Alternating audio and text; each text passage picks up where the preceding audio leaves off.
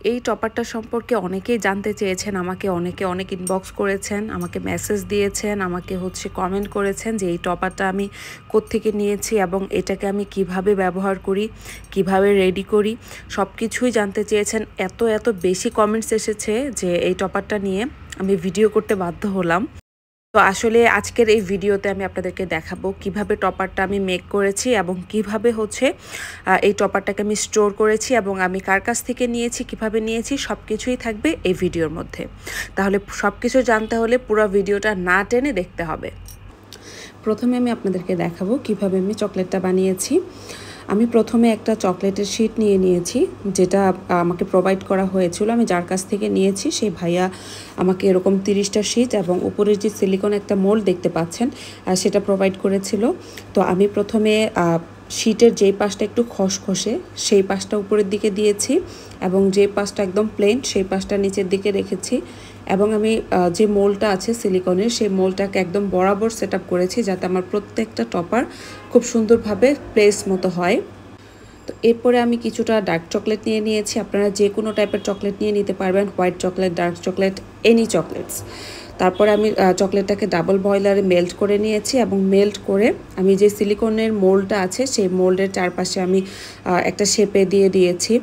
বলে রাখা ভালো, একদম গরম চকলেট না দেওয়াই ভালো। এটার মধ্যে চকলেটটাকে একটু ঠান্ডা করে বা একটু হালকা গরম থাকলেও ইউজ করা যায়। একদম টাটকা গরম চকলেটটা আমরা এখানে ইউজ করব না, আমরা একটু ঠান্ডা হওয়ার পর তারপর চকলেটটা ইউজ করব।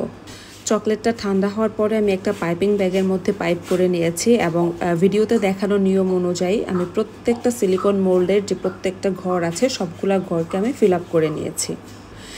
এরপরে এটাকে আমি ডিপ ফ্রিজে রেখেছি 10 মিনিটের জন্য। নর্মাল ফ্রিজে রাখলে 20 মিনিটও লাগতে পারে।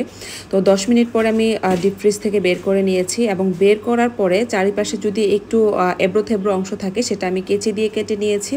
কারণ যেহেতু এটা অ্যাকুরেট একটা মোল্ড না, সেহেতু ছড়িয়ে যাওয়ার একটা চান্স থাকে। যদি ছড়িয়ে যায় এতে ভয় পাবার কিছুই নেই। জাস্ট একটা কেচি নেবেন এবং চারি সাইড থেকে হালকা করে একটু কেটে দিবেন, তাহলে সুন্দর একটা শেপে চলে আসবে। আর প্রথম অবস্থায় 2-1টা নষ্ট হতেই পারে, অনেকের নাও হতে পারে। আমার একটা সম্ভবত একটু অর্ধেক এসেছিল প্রিন্ট, আর একটা অর্ধেক আসেনি, আর বাকিগুলো আলহামদুলিল্লাহ খুবই সুন্দরভাবে হয়ে গেছিল। এবার বলবো এগুলোকে কিভাবে স্টোর করবেন। একটা এয়ারটাইট বক্সের মধ্যে উপরে এবং নিচে টিস্যু দিয়ে এগুলোকে খুব সুন্দরভাবে স্টোর করা যায় এবং এটা 6 থেকে 12 মাস বা 1 বছর পর্যন্ত কিছুই হবে না।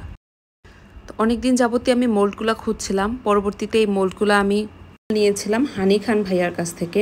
আমি একটা পোস্টের মাধ্যমে জানতে পারি যে ভাইয়া এই জিনিসগুলো ডিজাইন করে এবং শিটগুলো সেল করে, যার কারণে আমি ভাইয়াকে নক দিই এবং ভাইয়া আমাকে খুব সুন্দর করে ডিজাইন করে জিনিসটা পাঠায় আমার কাছে।